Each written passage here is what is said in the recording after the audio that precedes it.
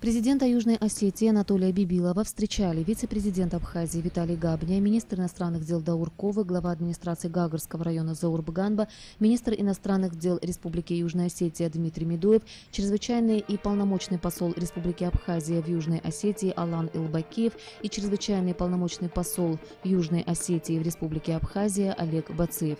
Анатолия Бибилова как дорогого гостя встретили хлебом-солью.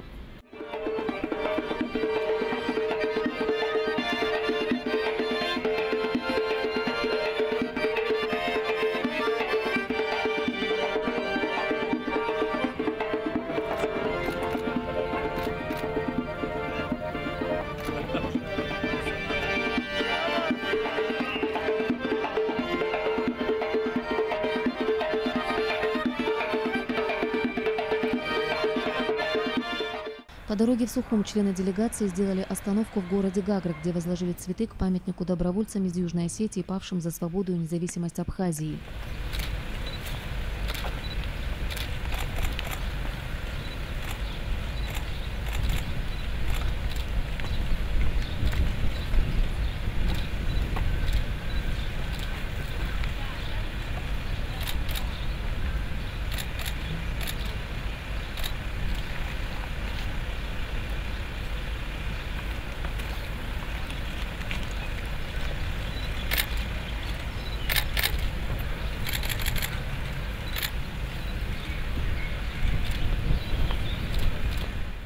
Анатолий Бибилов, а также представители руководства Абхазии почтили память погибших в Отечественной войне народа Абхазии, возложив цветы и венки к мемориалу погибших в парке боевой славы в Сухуме.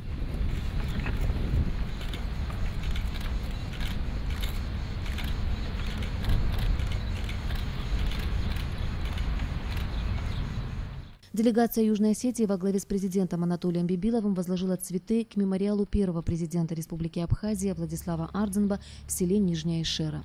Ровно 14:00 перед администрацией президента Абхазии выстроен почетный караул. Все готово к официальной встрече двух президентов. Анатолия Бибилова встречает Рауль Хаджимба. Товарищ главнокомандующий Вооруженными силами Республики Абхазия, почетный караул в честь прибытия президента Республики Южная Осетия построен. Начальник караула капитан Гвазава.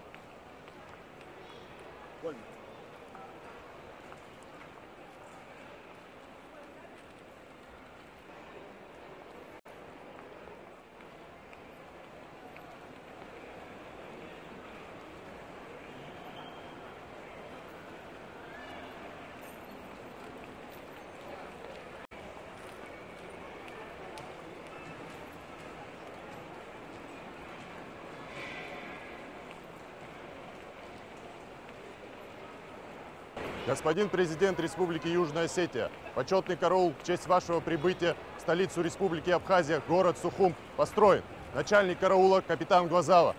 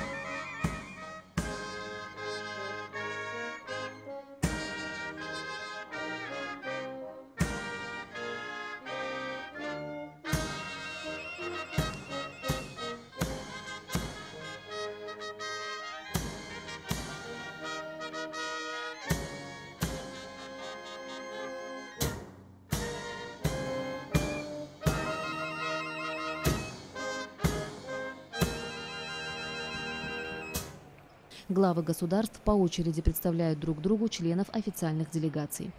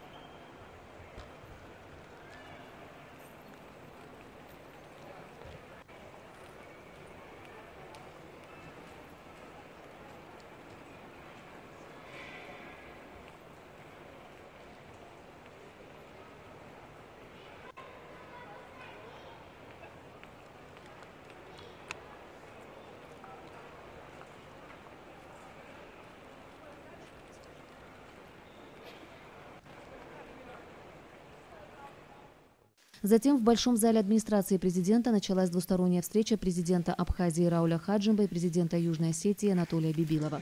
Рауль Хаджимба еще раз поздравил Анатолия Бибилова с избранием на пост президента Республики Южная Осетия.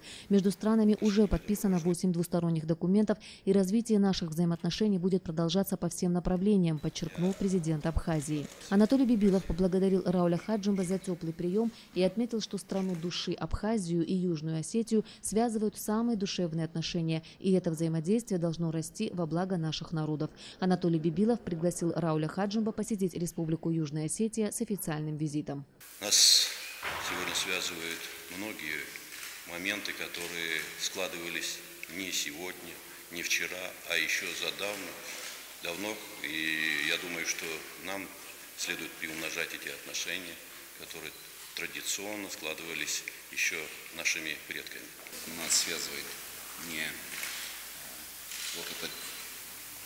не эта дружба, которая, конечно, укрепила и наши отношения, когда пришлось бороться с одной и той же проблемой. Это проблема, когда хотели, чтобы абхазы не жили на территории Абхазии, осетины не жили на территории Южной Осетии. И не только это нас скрепила наша дружба, но это дружба вековая.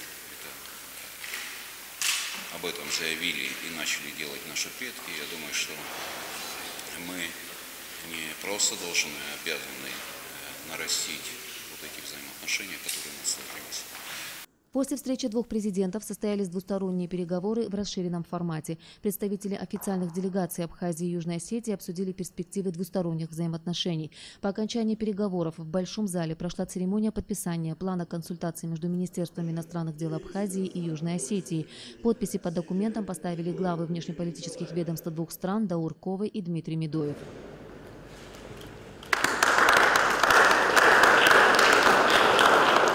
Договор о сотрудничестве между общественными палатами двух стран подписали секретарь Общественной палаты Абхазии Нателла Акаба и председатель Общественной палаты Южной Осетии Анатолий Джиджоев.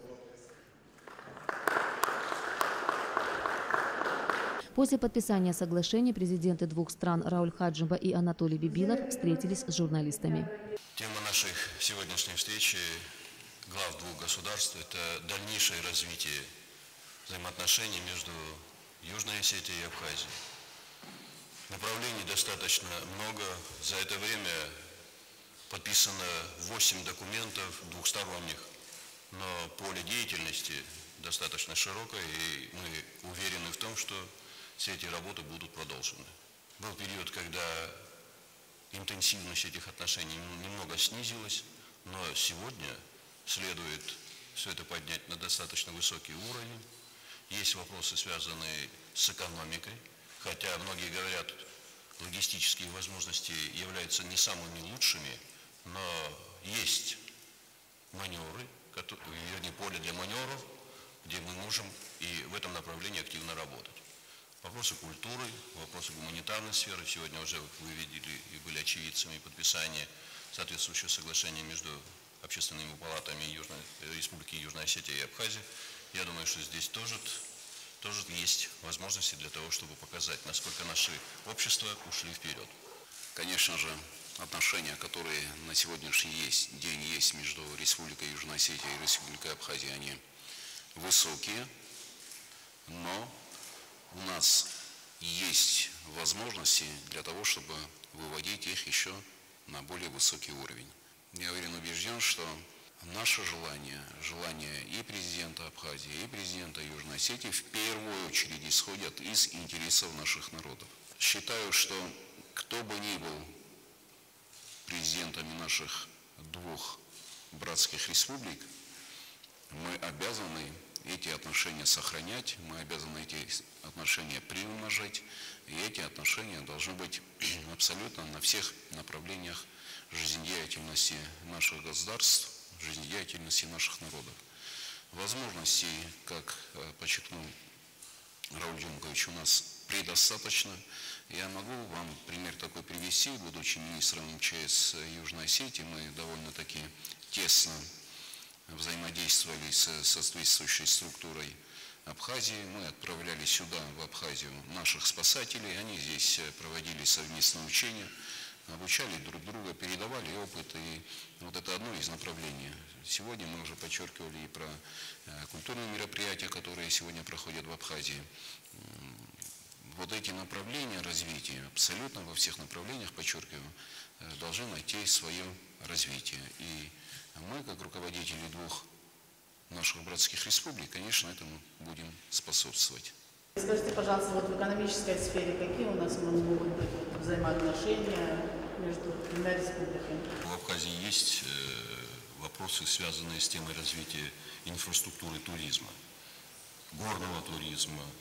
И в Южной Осетии есть такие возможности. Я думаю, что здесь мы могли бы поработать на то, чтобы и у Южной Осетии такие возможности были бы более широкими, и у Абхазии. Сфера курортологии – это немаловажная тема, которую нужно возобновлять. Мы практически очень многое, что утеряли за период послевоенного этапа, но сегодня вновь мы можем начинать эти работы. Ну и многие другие направления, которые важны для нас. Мы говорим о том, что нужно развивать экономику. Я часто повторяю, российская финансовая помощь, она будет не бесконечной. Поэтому мы должны изыскивать те возможности, которые есть у нас внутри, а таковых достаточно. Это не только туризм, это аграрный сектор.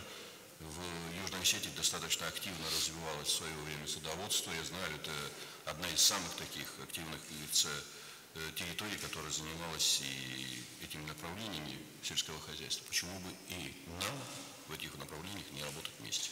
Что касается конкретно экономической составляющей, часть Рауль Джумкович сказал, могу сказать, что, допустим, поставка на рынок Южной Осетии тех же мандаринов имеет огромную перспективу. К сожалению, говорю, на сегодняшний день мандарины мы обычно завозим со стороны Грузии. Всему миру известно, и по советскому пространству известно, что абхазские мандарины гораздо сочнее и вкуснее, чем мандарины наших, скажем так, партнеров соседнего нашего общего государства. Это одно из направлений. Второе направление. У нас есть все возможности для того, чтобы, допустим, создавать совместные предприятия по и тем товарам, которые производятся в Южной Осетии, по тем товарам, которые есть в Республике Абхазия.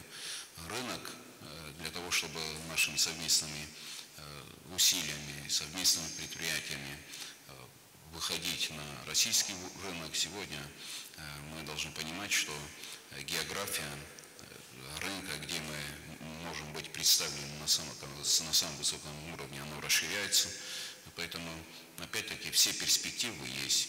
Что касается, допустим, образования, сегодня, для вашего сведения, в университете в Южной Осетии учатся представители Абхазии, если вы не знаете. Мы можем отправлять наших детей для обучения, для учебы в высшие учебные заведения Республики Абхазия. Про культуру мы уже сказали. Не побоюсь говорить и про взаимодействие в сфере наших силовых структур, специальных служб, министерств обороны, которые и сегодня, в принципе, тесно взаимодействуют, но мы бы с удовольствием с Раулем Ханджиба поприсутствовали на совместных каких-то учениях, это будет на территории Южной Осетии или на территории Абхазии. Это для нас, в принципе, существенной разницы нет в этом. Поэтому, опять-таки, сферы деятельности абсолютно разные.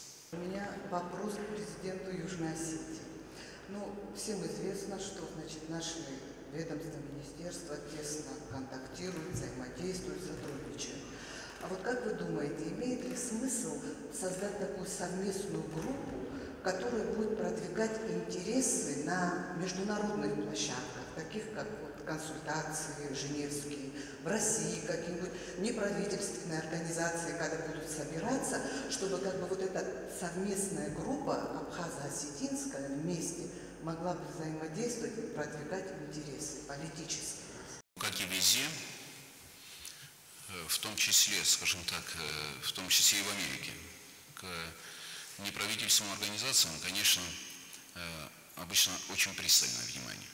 Я абсолютно уверен, что все неправительственные организации в первую очередь должны быть патриотически настроены по отношению к своей родине. Это первое. Второе. Что касается наших взаимоотношений именно в развитии международных связей, в этом направлении наше Министерство иностранных дел довольно-таки плотно общаются. Не хочу пока назвать, скажем так, государство, но сегодня как раз совместно проводятся консультации МИД Республики Южная Осетия, МИД Республики Абхазия и наши партнеры стратегические. Проводится работа по тому, чтобы число стран, которые признало нас, оно увеличивалось. Подчеркиваю, сегодня конкретные шаги в этом направлении делаются. Это наши министры в этом направлении поработали на площадке Санкт-Петербургского экономического форума. Определенные договоренности есть, определенные шаги делаются. Вы упомянули женевские дискуссии. Там тоже наши представители на этих переговорных процессах, они выступают одним фронтом, с одной позицией. Подчеркиваю, у нас практически одинаковая история и одинаковое понимание проблемы, и одинаковая боль, которую мы все с вами перенесли. Поэтому в этом отношении довольно-таки активная работа, и я уверен, что опять-таки эта работа будет более активной. Анатолий Ильич, как стало известно, между вашей страной и «Газпромом» достигнуто соглашение о газификации Южной Осетии. Расскажите, насколько это перспективный проект для вашей страны, когда вы ожидаете его реализацию, и, как следствие, вопрос к вам, Рауль Джункович, насколько такие проекты возможны в нашей стране? Спасибо. Вы знаете, если бы цена на электроэнергию в Южной Осетии была как в Абхазии, то бы, наверное, нам газ не понадобился. Газ, на самом деле, на сегодняшний день является, скажем так, стратегическим продуктом для развития экономики Южной Осетии. После событий, после войны, августа 2008 года, было принято решение, чтобы провести газовый Каутсхимвал, который был реализован. Сегодня этот газ есть. И сегодня проблема для Южной Осетии остается газификация территории Южной Осетии. Почему? Потому что этот газ непосредственно поступает на сегодняшний день только в город Схимвал. Во время моей встречи, буквально вчера, с Алексеем Борисовичем Миллером, мы обсудили этот вопрос. И скажем так, график или логистика наших действий, она абсолютно открыта, тут никакой засекреченной информации нет. В этом году мы должны подготовить всю документацию, которая нам позволит уже непосредственно приступить к газификации Республики Южная Осетия и уже в 2018 году этот проект реализовать. Все условия, которые необходимы для того, чтобы этот проект был реализован со стороны Южной Осетии, будет подготовлен в течение ближайшего времени.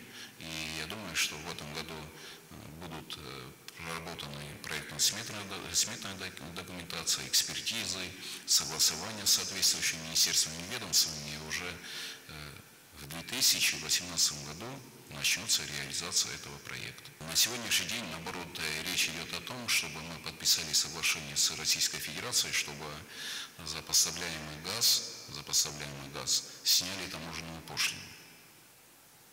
Пока шаги такие.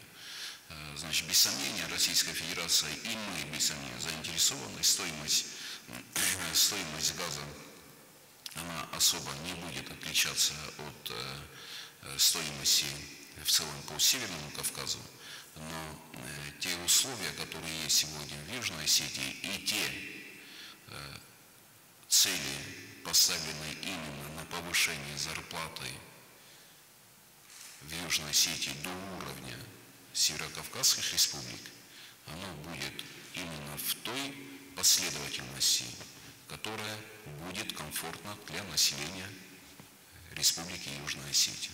Мы проговаривали эту тему и на встрече с президентом Российской Федерации, мы проговаривали это с Министерством энергетики, с руководством этого ведомства. Есть определенные шаги, и я уверен в том, что реализация этой программы будет. Но нам надо одно понять.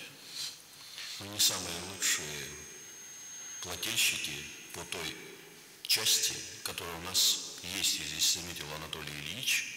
Такая возможность в Абхазии иметь дешевую электроэнергию есть. Но мы очень нерачительно относимся к тому, что имеем.